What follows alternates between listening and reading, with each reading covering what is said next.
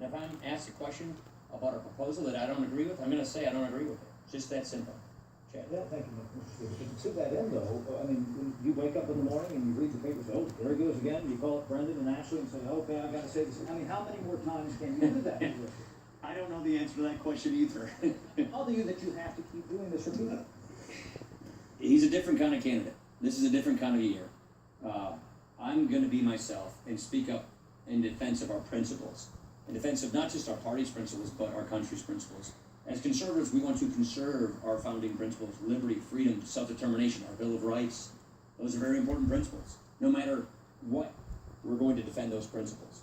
I do, though, believe that the last thing we want is a Democrat in the White House like Hillary Clinton. Wait, I'm sorry, you jumped ahead of me. Speaker, one of the nuances of the Orlando shooting is, I guess, a basic question. Should someone who made it in that terror watch list and taken off of it have been investigated by the FBI, should that show up in a background check? Or should it just be totally eliminated? Yeah, so I think that's a fair question. We need to dig into the bottom of this particular case and to see if refinements on how they adjudicate these cases work. With respect to terror watch lists, with respect to, we need to know more about what is it the FBI learned when they visited with him. Why did they take him off the list? There's a lot that Congress has to do to get to the bottom of this particular case to make sure that if any mistakes were made, that they're not to be repeated. That's point number one. Point number two, we don't take away citizens' rights without due process.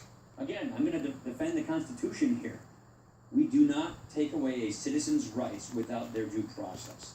And so if you have a quick idea in the heat of a moment that says, let's take away a person's rights without their due process, we're going to stand up and defend the Constitution.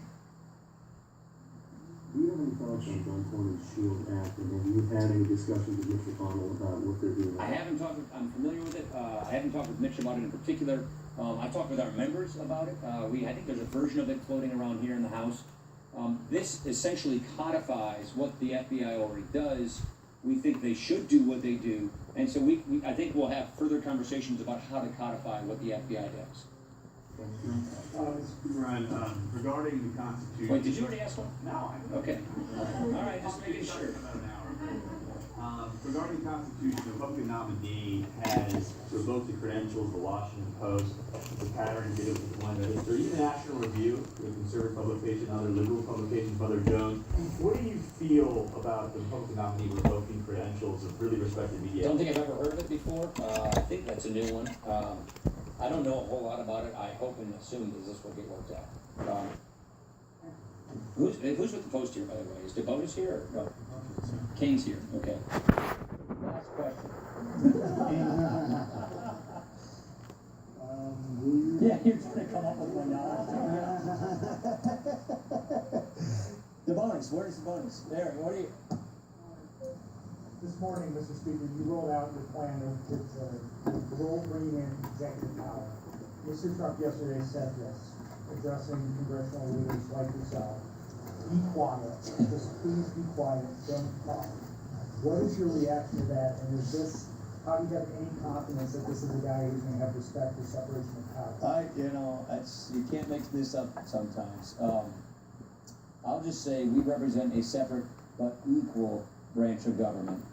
We just spent the morning talking about how valuable the separation of powers is and how we're trying to restore the entire principle of self-government, of government by consent. We will lose our freedoms in this country, including all of the Bill of Rights, if we don't robustly defend the separation of powers.